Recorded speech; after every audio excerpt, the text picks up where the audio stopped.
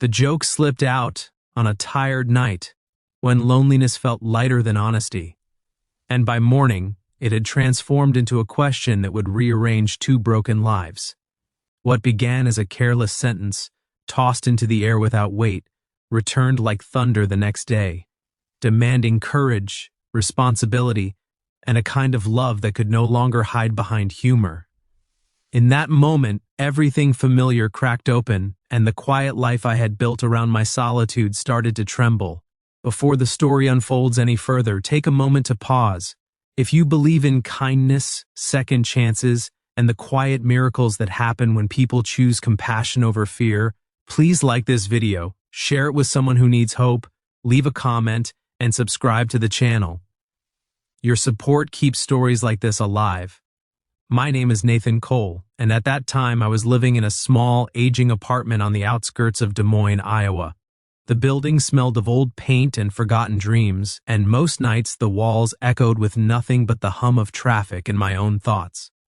I had moved there after a divorce that ended not with anger but with exhaustion. I worked long hours repairing medical equipment for hospitals across the Midwest, a job that kept my hands busy and my heart distant. Faith had once been central to my life, but loss had a way of dulling even the sharpest beliefs. I still prayed, but quietly, cautiously, as if God himself might be tired of hearing from me. I met her at the church food pantry where I volunteered on Saturdays, a habit I kept more out of guilt than devotion. Her name was Abigail Moore, and she had a softness about her that felt fragile rather than weak. She always wore the same faded jacket, even when spring arrived, and she thanked everyone with a sincerity that lingered. Over time, I learned pieces of her story not through conversation, but through observation. She had been widowed young, burdened with medical debt from her husband's illness, and slowly edged out of stability until she was living week to week in a rented room that barely passed inspection. We talked sometimes, but always safely, always briefly. I learned she loved old hymns, that she missed the ocean though she had never lived near it, and that she laughed quietly, like she was afraid of taking up too much space. One evening after volunteering late, exhaustion wrapped my thoughts in carelessness. As we stood near the parking lot, I made a joking remark about her moving in with me someday, a sentence shaped like humor but carved from concern. I meant it as kindness with an escape route, a way to show care without commitment. I went home that night thinking nothing of it, eating a reheated dinner alone and falling asleep to the glow of a muted television. But the next day, everything shifted. When Abigail approached me after the pantry closed, her eyes held a seriousness that stopped me cold. She asked, gently and directly, whether my offer was still open. The words landed heavy, stripping the joke bare and exposing the truth underneath.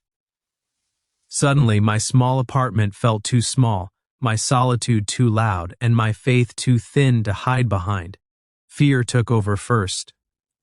I thought about boundaries, about what people would think, about the risk of letting someone into a life I had carefully insulated. I thought about my divorce, about promises I had failed to keep, and about the danger of hope. But beneath all of that was another voice, quieter but steadier, reminding me that faith was never meant to be safe. That night, I barely slept. I walked through my apartment, noticing the empty chair, the unused closet, the silence that had once felt peaceful but now felt accusing. Within a week, Abigail moved in with a single suitcase and a box of books. We set clear expectations without ever formally naming them. She took the spare room, helped with groceries when she could, and filled the apartment with a presence that was neither invasive nor invisible. At first, everything felt awkward, like learning the rhythm of a new song. We avoided each other in the mornings, shared polite smiles, and existed in parallel lines that rarely crossed. But slowly, life began to soften.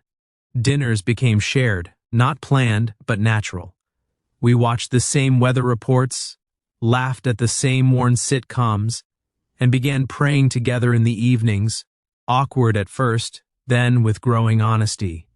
Abigail found part-time work at a local library, and I started coming home earlier, no longer lingering at work just to avoid the emptiness. The challenges were real and persistent. Old wounds surfaced unexpectedly. I struggled with control, with the urge to retreat when emotions grew heavy. Abigail carried trauma that flared in moments of stress, reminding both of us that healing was not linear.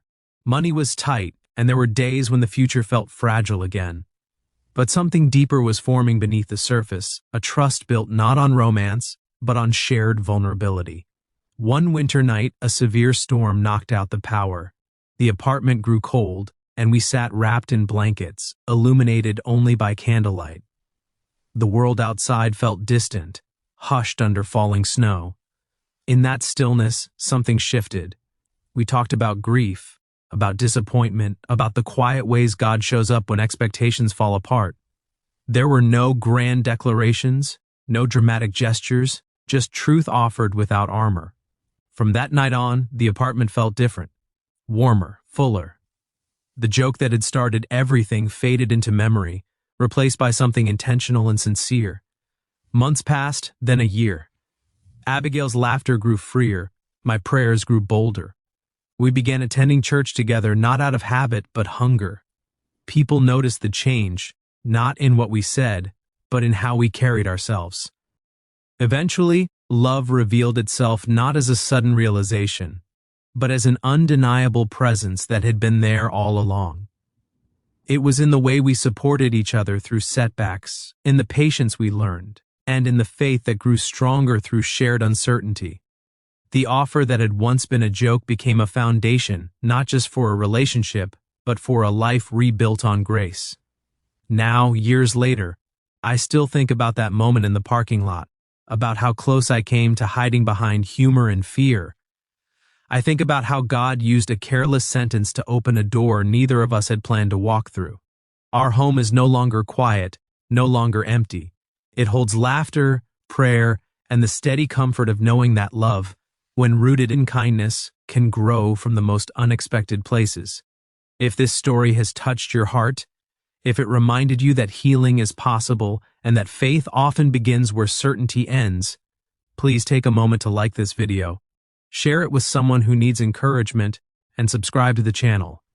Your engagement helps these stories reach hearts that are still waiting for hope. Before this story ends, I ask you one special thing. Please leave a comment below sharing whether you believe small acts of kindness can change lives, or if you have ever experienced a second chance that came disguised as a simple moment. Because sometimes the words we speak without thinking become the prayers God has been waiting to answer.